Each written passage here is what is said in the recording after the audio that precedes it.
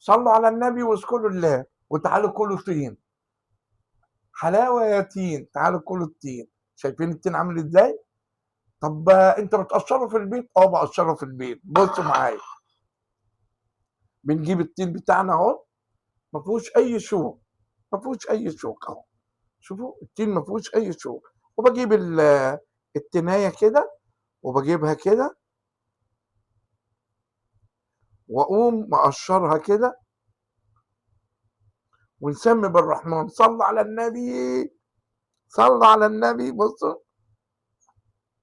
ادي التنايه بتاعتنا الجميله، وادي الشوك، مفيش شوك خالص ولا اي حاجه، بفضل الله، بفضل الله. شايفين الشوك اتمنع؟ والشوك طب احنا عايزين نعرف الشوك اتمنع من ايه. تعالوا معايا ونشوف الفيديو، ونشوف احنا بننظف التين ازاي، ونقشره في البيت ازاي. اهو، اهو، من غير ايه، من غير تعب ومن غير اي حاجه. شايفين الطين؟ يلا تعالوا بينا ونشوف احنا بنعمله ازاي. السلام عليكم ورحمه الله وبركاته. انا جايب بقى طين اهو، عايز اوريكم بغسله ازاي، عشان خاطر يبقى ما فيهوش اي سوء خالص. انا بجيب حله كبيره اهو، واملاها ميه، واملى الحله ميه، وبحط التين، احط التين في الميه، بحط التين كله في الميه.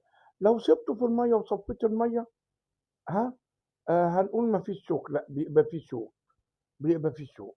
بيكون معايا بقى كيس كده او شنطه صغيره، اللي عنده جوانتي يلبس جوانتي. وبعمل ايه؟ بغسله. بغسله ازاي؟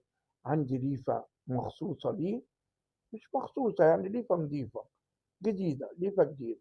بمسك التنايه وادعكها كده، بنزل كل الشوك اللي فيها، ما بخليش فيها اي حاجه، بدعكها تحت الميه، كل الشوك اللي فيها بينزل، يبقى ما فيش شوك خالص. تمسكي الواحده، ولا بصي يعني شكايه، ما يبقاش فيها شكايه. بغسلها اهو، بجيب واحده واحده وادعكها، ادعكها، بنزل منها الشوك كله، من جميع النواحي. طب لو في ميه بتلج مثلا ينفع ولا؟ ولا بصي، حطيتي ميه بتلج، حطيتي ميه من الحنفيه، حطيتي ميه سخنه، اللي بينزل الشوك اللي على الحرف، اللي بينزل الشوك اللي على الحرف. لكن الشوك اللي لازق في التنايه ذات نفسها بيفضل موجود. لما بتشيليه من الميه وتيجي تمسكيه، بتلاقي ايدك فيها شوك. من ايه؟ منه. لكن ده بيمنع لك الشوك خالص. بغسله، بغسله زي ما بتغسلي اي حاجه، زي ما بتغسلي اي حاجه. فشوفي، آه الطريقه حلوه وسهله وجميله، وما فيهاش اي تعب. ولو عجبكم الطريقه ما تنسوش تعملوا لنا لايك ومتابعه، وتشيروا الفيديو، وصلوا على النبي في الكومنتات وقولوا لنا ايه رايكم في الفيديو. ولو احتجتوا اي حاجه قولوا لنا. والسلام عليكم ورحمه الله وبركاته. وربنا يسعدكم.